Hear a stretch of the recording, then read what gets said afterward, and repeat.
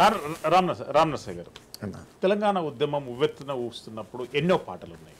అంటే జై జై హో తెలంగాణ కూడా ఒక పాట, వాటితో పాటు అమ్మా తెలంగాణమా, ఆకలికే కల రాజ్యమా, పొడుస్తున్న పొద్దు మీద, వానమ్మ వానమ్మ జయరాజ్ గారు రాసినట్టు వానమ్మ వానమ్మని అయితే ప్రతి ఒక్కరిని కన్నీటి పర్యంతం చేసింది. అంటే తెలంగాణ బతుకు చిత్రాన్ని వాళ్ళు స్పష్టంగా చేశారు. ఉండు పైలంగా ఉండు, మిన్న పైలం పాట, వాటితో పాటు పల్లె పల్లెన పల్లెలు మొలిసి, వాటన్నిటి పాటలలో లేనటువంటి ప్రత్యేకత తెలంగాణ ప్రజలు కానివ్వండి, ఉద్యమకారులు కానివ్వండి, జయ జయ హే తెలంగాణలో ఏం చూశారు, ఎందుకు దీనికి ఇంత ఇంపార్టెన్స్ ఇచ్చారు?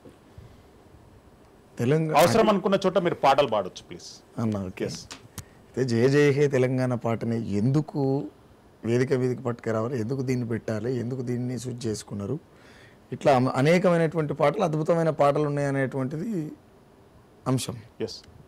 నేనేమంటే అన్న, అందులో రాయవలసినటువంటిది, రేపటి తరానికి చెప్పవలసినటువంటిది. ఇప్పుడు అమ్మా తెలంగాణ అనే పాట ఒక వర్షన్ ఉంటుంది, వానమ్మ వానమ్మ అనేది ఒక గోడు ఉంటుంది, ఉండు పైలంగుండు అమ్మమ్మాయమ్మ పైలం అనేది ఒకలాగా ఉంటుంది, బతుకు నేపథ్యంలో ఉంటుంది. కానీ అందులో అందశ్రీ అన్న రాసినటువంటి జయ జయ హే తెలంగాణలో లాస్ట్కి ఒక డైలాగ్ ఉంటుంది, ఒక లిరిక్ ఉంటుంది. అందులో స్వరాష్ట్రమై తెలంగాణ స్వర్ణయుగం కావాలి, ఇది అప్పట్లోనే ఎస్పి బాలసుబ్రహ్మణ్యంతో పాడిద్దామనేటువంటి ప్రపోజల్ నడిచింది. ఆయన దగ్గరకు పోయిన తర్వాత ఈ ఒక్క డైలాగ్ తీసేస్తే నేను పాడతాను ఆయన అన్నాడు. అన్న తర్వాత అందశ్రీ గారు నేను తీయనని చెప్పి పేపర్ ఆడేసి వెళ్ళొచ్చిండు. ఈరోజు ఏం జరిగింది, ఇది చర్చ.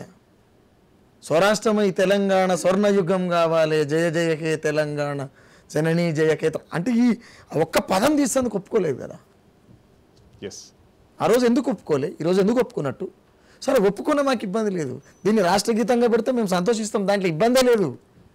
ఇప్పుడు చాలామందికి తెలియని విషయం ఏంటి అంటే, కొన్ని తెలిసి మాట్లాడుతుంటారు, దాన్ని రాష్ట్ర గీతంగా పెట్టడంలో ఎవరికీ అభ్యంతరం లేదు. ఏమన్నా క్లియర్, ఎవరికీ అభ్యంతరం లేదు.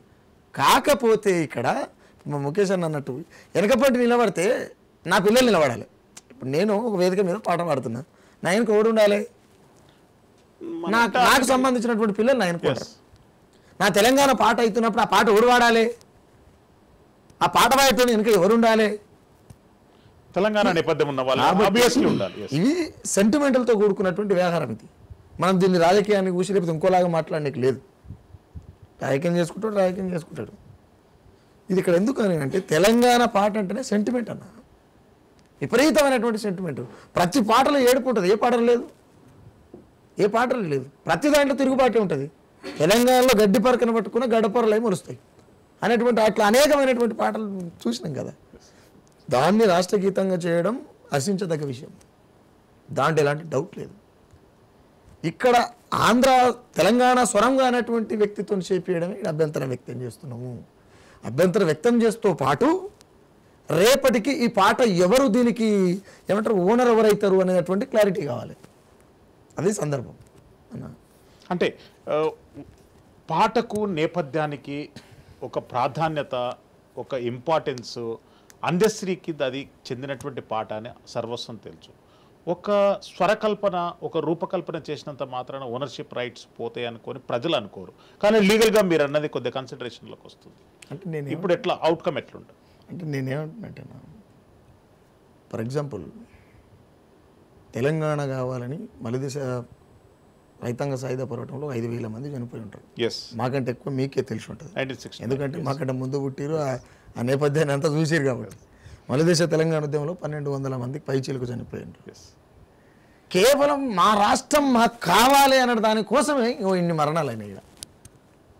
ఆ మరణాల నేపథ్యం నుంచే పుట్టుకొచ్చిందే కదా, ఆ నెత్తుటి నుంచే కదా పుట్టుకొచ్చింది, ఆ చెమట నుంచే కదా, ఆ యుద్ధం నుంచే కదా. చేతి కదిగిన కొడుకు కళ్ళ ముందల్నే కాలిపోతుంటే కూడా నా కొడుకు అమరుడు అవుతాడు, అవసరమైతే ఇంకో కొడుకును గంట అనేటువంటి నేపథ్యం కలిగినటువంటి తెలంగాణ ఈ తెలంగాణ. యాదయ్య, శ్రీకాంత్, తెలంగాణ అంటే అసమాస తెలంగాణ కాదన్న. నేను ఒక పాటలు రాసిన, రేపు 2 తారీఖు రిలీజ్ అవుతుంది. కళ్ళ ముందే మీరు కాలుతున్నా కంట నీరు జారాలేదురా, తెలంగాణ పాటను తెలంగాణ ప్రజల బతుకు జరుసుతుంటే గుండె సెరువైతుందిరా, మరిసిన మరపురాని మరణ వార్తలు ఇన్నప్పుడేమి గాలే హైదరాబాద్ వచ్చిన కొడుకు చచ్చిపోయిందని తల్లికి ఫోన్ పోతుంది. మరిసినా మరి పురాణి మరణ వార్తలు విన్నప్పుడే మిగాలే, మీరు పాడపై పడుకుంటే పాట వాడుతుంటే త్యాగాల గర్భమాయే. ఇక్కడ పాట వాడితే ఇంకో కొడుకును కనాలనేటువంటి ఉరుబడి దొరికిందట తల్లికి. అలాంటి పాటను తీసుకొని పోయి రేపు కీరవాణి గారు సంగీతం చేస్తే ఇంకోరో పాడితే పాట కీరవాణికి సంబంధించినటువంటి ఆంధ్ర జనం వినరన్నా, అమెరికాలో ఉన్నటువంటి ప్రజలు వినరన్నా, కర్ణాటక పో లేకపోతే బెంగళూరు పో ఇంకెక్కడెక్కడ తెలుగు ప్రజలు ఎక్కడ ఉంటే అక్కడ పో తీసుకొని పో, ఆయనకు అవసరం లేదు. ఈ ఎట్టి పరిస్థితుల్లో ఎవరు చేసినా తెలంగాణ ప్రజలు మాత్రమే వినాలి, తెలంగాణ ప్రజలే వింటారు, వాని పక్కనికి ఏం అవసరం. ఎక్కడిదో శబ్దాన్ని తీసుకొచ్చి నా చెవిలో పెడుతుంటే వింది, ఇది ఎట్లా? దీనికి సమాధానం చెప్పవలసింది అందశ్రీ అన్న చెప్పాలి. మరి కీరవాణితో చేపించేటువంటి సబ్జెక్ట్ని ఇక్కడ పెడుతున్నటువంటి ఖర్చుని ఈ బడ్జెట్ ఏదైతుందో దానికి ఆయననే చూసి ఎందుకు చేసుకున్నారు అనేది రేవంత్ రెడ్డి చెప్పాలి.